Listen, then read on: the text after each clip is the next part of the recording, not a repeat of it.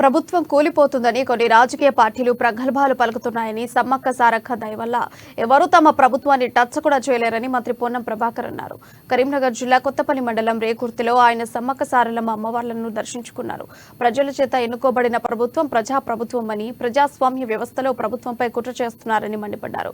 సుపరిపాలనకు ప్రభుత్వానికి సహాయ సహకారాలు అందించాలని కోరారు.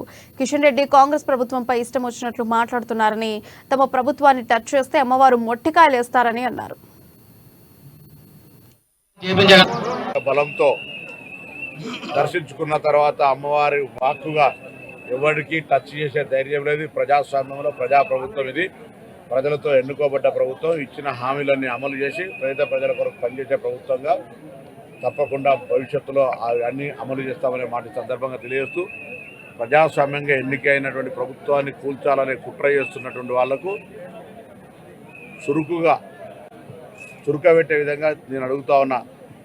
మీరు చేతనైతే కేంద్రంలో అధికారంలో ఉన్నోళ్ళో, రాష్ట్రంలో ప్రతిపక్షంలో ఉన్నోళ్ళో ప్రభుత్వము తెలంగాణ ప్రజలకు ఉపయోగపడే సలహాలు, నిర్ణయాలు, సహకారం అందించండి.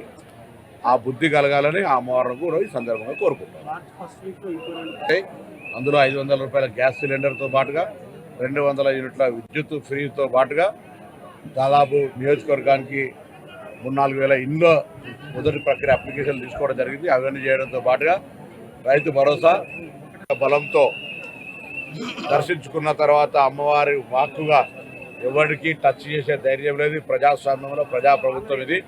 ప్రజలతో ఎన్నుకోబడ్డ ప్రభుత్వం. ఇచ్చిన హామీలన్నీ అమలు చేసి ప్రజల కొరకు పనిచేసే ప్రభుత్వంగా తప్పకుండా భవిష్యత్తులో అన్ని అమలు చేస్తామనే మాట సందర్భంగా తెలియజేస్తూ, ప్రజాస్వామ్యంగా ఎన్నికైనటువంటి ప్రభుత్వాన్ని కూల్చాలనే కుట్ర చేస్తున్నటువంటి వాళ్లకు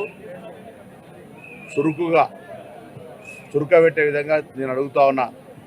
మీరు చేతనైతే కేంద్రంలో అధికారంలో ఉన్నోళ్ళో,